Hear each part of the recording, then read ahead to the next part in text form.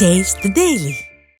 சிதம்பரம் அருகே நடைபெற்ற ஆணி திருமஞ்சன அபிஷேக ஆராதனை விழாவில் 1008 பால் குடங்கள் எடுத்து பெண் பக்தர்கள் நேர்த்திக்கடன் செலுத்தினர். சம்பந்தம் கிராமத்தில் அமைந்துள்ள உடனுறை மூலநாதர் சிவகாம சுந்தரி ஆனந்த நடராஜர் மூர்த்திக்கு ஆணி திருமஞ்சன அபிஷேக ஆராதனை வெகு விமர்சையாக நடைபெற்றது. இந்த நிலையில் ஆஞ்சநேயர் கோயிலில் இருந்து சிவ வாத்தியங்கள் முழங்க 1008 பால் குடங்களை பெண்கள் சுமந்து சுமார் 2 கிலோமீட்டர் நடந்து வந்து நடராஜருக்கு நேர்த்திக்கடனை செலுத்தினர். உலக புகழ்பெற்ற தஞ்சை பெரிய கோவிலில் உள்ள வராகி அம்மன் கனி வகைகளால் அலங்கரிக்கப்பட்ட நிலையில் ஏராளமான பக்தர்கள் நீண்ட வரிசையில் நின்று சாமி தரிசனம் செய்தனர். கடந்த 10 நாட்கள் நடைபெற்று வந்த நவராத்திரி விழாவில் முக்கிய நிகழ்வாக வராகி அம்மனுக்கு செய்யப்பட்ட கனி வகை அலங்காரத்துடன் பூஜைகள் நடைபெற்றன.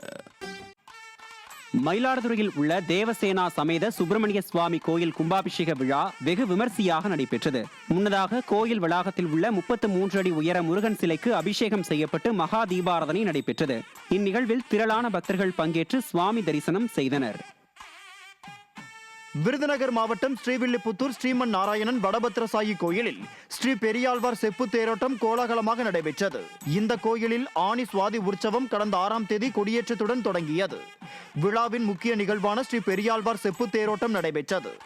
செப்பு தேரில் எழுந்தருளிய ஸ்ரீ பெரியாழ்வாரை பொதுமக்கள் 4 ரத வீதிகள் வழியாக வடம் பிடித்து இழுத்து வழிபாடு செய்தனர்.